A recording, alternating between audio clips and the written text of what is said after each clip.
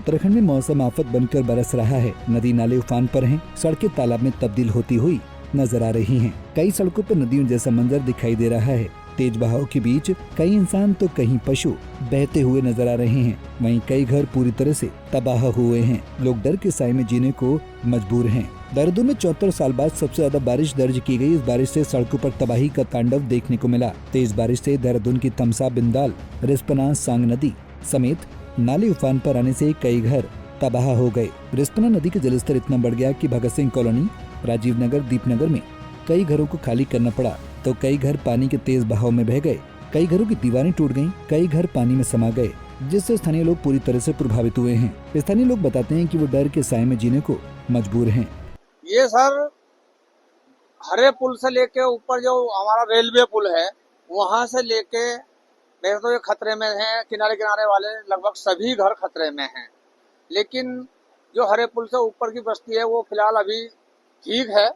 और हरे पुल से नीचे जैसे हम देख रहे हैं तो ये सब लोग आज पानी ने इतना विकराल रूप रखा कि आज ये खतरे में दिखाई दे रहे हैं, क्योंकि कहीं पुस्ता तोड़ दिया, कहीं गिरा दिया, कहीं खंडल गया। तो जहाँ इस समय हम यहाँ खड़े हैं तो आज पानी का विकराल रूप था।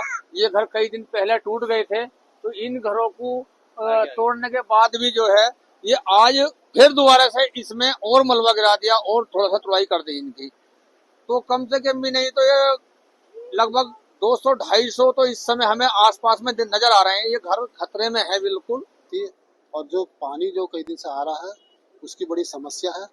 आपने देखा होगा कुछ ऊपर जाएगा 4-5 मकान गिरे हैं, और आज दोपहर में ये मकान भी यहाँ पे गिरे हुए हैं। कई बार जो क्षेत्रीय जो हमारे पार्षद जी हैं या विधायक जी हैं, कई लोग 3-4 महीने पहले एक एप्लीकेशन लेके भी गए थे जाल लगाने के लिए, मगर जाल वो लग नहीं पाया। काश वो जाल लगता है इनके मकान न गिरते। और यहाँ पे आज SSP हमारे अजय सिंह भी आए थे और सदर SDM साहब भी आए थे। जब हमने फ़ोन किया उनको तो आगे उन्होंने मौके पर आकर मुआयना करा और इनसे जो बोल के जब कुछ जो राहत होगी हम देंगे। मगर ये लोग गरीब हैं, इनका रहने की व्यवस्था नहीं है। और दूसरी बात जो इन लोगों को मुआवजा मिलना चाहिए और ये पीड़ित हो और इनका पुस्ता जल्दी से बनना चाहिए। दीपनगर में कई लोग ऐसे हैं जिनके छोटे छोटे बच्चे हैं। जब नदी का जलस्तर बढ़ता है तो उन्हें पूरी रात भर जागना पड़ता है। बच्चे भी बारिश में रात को भीगने के लिए मजबूर हो जाते हैं। काजल बताती हैं कि उनका घर पूरी तरह से क्षतिग्रस्त हुआ है। ऐसा लग रहा है मानो कुछ ही देर बाद ये घर पानी में तैरता हुआ नजर आएगा, लेकिन उनके छोटे छोटे बच्चे हैं, वो अब कहाँ जाएंगे?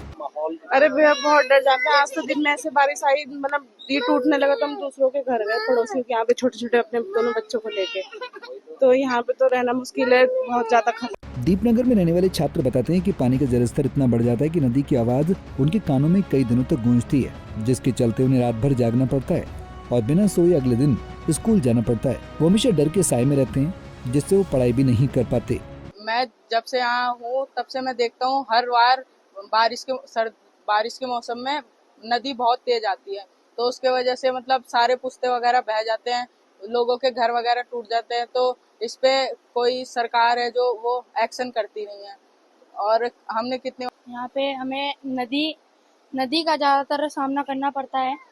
और यहाँ पे जब नदी आती है तो हर किसी के अंदर डर का माहौल रहता है, और अगर रात को आ जाती है तो हर किसी को डर लगता है और सब जागे रहते हैं रात को। और जब तेज आ जाती है तो सब को देखना ही पड़ता है कि कब क्या हादसा हो जाए, इसलिए सब रात को जागे ही रहते हैं। कुल मिलाकर कहा जा सकता है कि नेताओं ने मलिन बस्ती में रहने वाले लोगों को वोट बैंक की तरह इस्तेमाल तो किया, लेकिन उनके संरक्षण की कोई जिम्मेदारी नहीं रखी। आज जब उनके मुहाने पर मौत खड़ी है, तब भी नेता उनके घरों में दस्तक देने तक नहीं पहुंच रहे। ऐसे में बड़ा सवाल ये है कि क्या गरीब लोग केवल वोट बैंक तक ही सीमित हैं? अब देखना ये होगा कि प्रशासन इन लोगों की समस्याओं का समाधान कब तक करता है। पंजाब केसरी टीवी के लिए देहरादून से आशीष रमोला की रिपोर्ट।